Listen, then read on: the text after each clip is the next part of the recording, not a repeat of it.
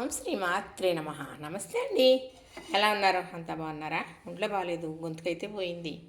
ఈరోజు కొద్దిగా మాట వస్తుందండి. ఈరోజు చేసే టిఫిన్ ఏంటో తెలుసా? పూర్వం ఇలా చేసుకునేవారు. పూర్వకాలంలో పెద్దవాళ్ళు ఇది లేదు అది లేదు అనకుండా ఉన్న వాటితో ఇలా చేసేవారు. కానీ ఇప్పుడేమి మనకు తక్కువ కాదండి. చక్కగా రాగి పిండి ఉంటుంది, అలాగే 5 రకాలు కలిసిన మల్టీ పిండి కూడా ఉంటుంది.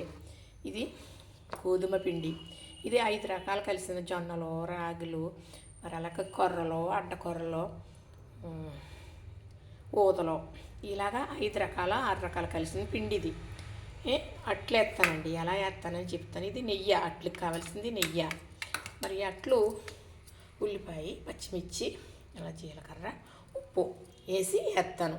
మరి పిండి కలపాలంటే మెయిన్ ఐటమ్ ఏంటి? మరి బాగా రావాలి అట్లన్నా పనికొస్తుంది, మంచి రుచికి అట్లకి పనికొస్తుంది. అయితే దీంతో కూడా అట్లు వేసుకుంటారా అనేది ఆశ్చర్యకరంగా ఉంటుందండి. గంజి అట్లు, ఇది గంజి చక్కగా ఇందులో వేస్తున్నానండి.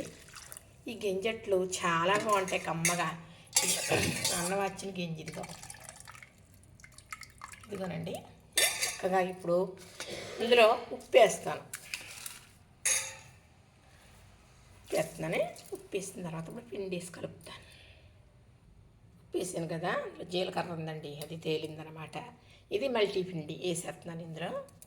అంటే సరిపడ్డది వేసుకుందాం, మళ్ళీ కావాలంటే కలుపుకొచ్చు. మనకి ఆల్రెడీ గింజ ఉంది కదా. అయితే ఇది పెద్ద జిగురు ఉండదు. ఈ ఊదలు కానీ రాగులు కానీ మరేమో అలాగే జొన్నలు, కొర్రలు ఈ జిగురు ఉండదు కదా. మరి అట్టు బాగా రావాలంటే కొంచెం ఇలా గోధుమ పిండి వేసుకున్నాం అనుకోండి, అట్లు చాలా బాగా వస్తాయి. అదే మనకి ఇరిగిపోకుండా మరి సన్నగా కూడా వస్తాయి అన్నమాట. అలా దానికోసం గోధుమ పిండి వేసాను. ఇప్పుడు ఇందులో ఈ ఉల్లిపాయ, పచ్చిమిర్చి, జీలకర్ర వేసేస్తానండి. వేసేసి కలిపేసుకుని చక్కగా మనం దోశలు వేసుకుంటాం కదా, అలాగే కాకపోతే కొంచెం మందంగా వస్తాయి. ఎందుకంటే మరి ఉల్లిపాయలు, పచ్చిమిరపకాయలు వేస్తున్నాం కదా, అంత తాటగా జరగదు, అందరికీ తెలుసు. ఇది చక్కగా కలిపేసి వేసేసుకుందాం. అంతే, ఏం కాదండి. చేసుకుంటే మనసు పెట్టి అమృతంలాగా ఉంటుంది. మనం ఏదన్నా అది ఏదో ఒక రకంగా చేసుకోవాలనుకుంటాం తప్ప చేసుకునే ఐటము దాన్నే చేసుకుంటాం. కానీ ఇలాంటివి కూడా మనసు పెట్టి చేసుకుంటే చాలా బాగుంటాయండి. ఇప్పుడు వేసుకుంటున్నాం కదా, మధ్యాహ్నం వేసుకునేటప్పటికి పిండి నానిపోయి ఇంకా బాగుంటుంది. అప్పుడు ఇంకా రుచిగా ఉంటాయి. కొంచెం గట్టిగా ఉంది కాబట్టి కొంచెం గంజి వేసుకుందాం.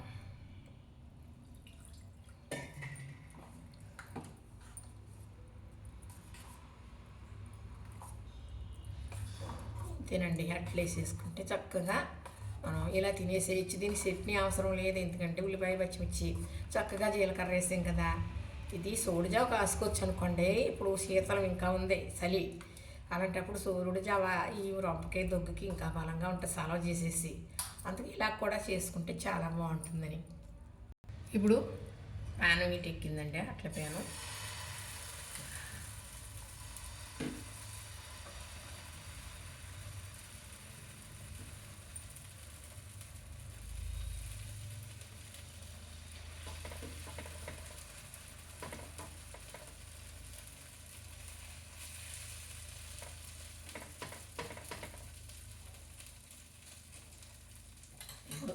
ఇలా కాలుతా ఉంది కదా, కొంచెం నెయ్యి ఇలా వేసుకుంటే దీనికి అమ్మోహన్ రుచి ఇంకా రెట్టింపు అయిపోతుందండి. ఇలాంటి బలమైన ఆహారాలు ఇలాంటివి తినాలి అప్పుడప్పుడు. ఇంకెప్పుడు రొటీన్గా ఇడ్లీ, మరి దోశలు అలాగే కాకుండా ఇలా తింటే కూడా మంచి ఆరోగ్యం. మీతో మాట్లాడితే ఎక్కువ పడిపోయిందండి నెయ్యి, అయినా కానీ పర్వాలేదు, బాగుంటుంది.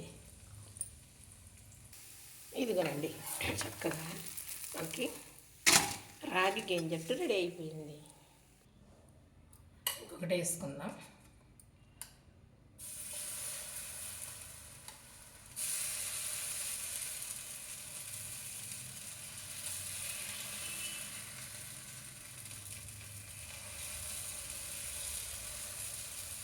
ఇది కొంచెం మందంగానే వస్తుంది, కొంచెం దగ్గరగా వస్తే మనకు దోశలు అంత సన్నగా రావు.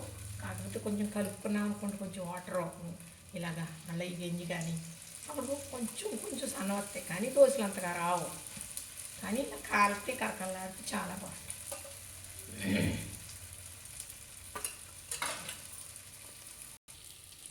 ఇదేనండి గింజట్లు విధానం చూసారు కదా చక్కగా. ఇదిగో ఎంత బాగా కాలిందో. ఇదిగో చూసారా, ఇది తింటుంటే చాలా బాగుంటుందండి, కరకరలాడుతూ కమ్మగా బాగుంటుంది. ఇదేనండి మరి రాగి పిండితో గింజట్లు చూసారు కదా, నచ్చింది కదా. ఇంతేనండి. లైక్ చేయండి, షేర్ చేయండి, సబ్స్క్రైబ్ చేయండి.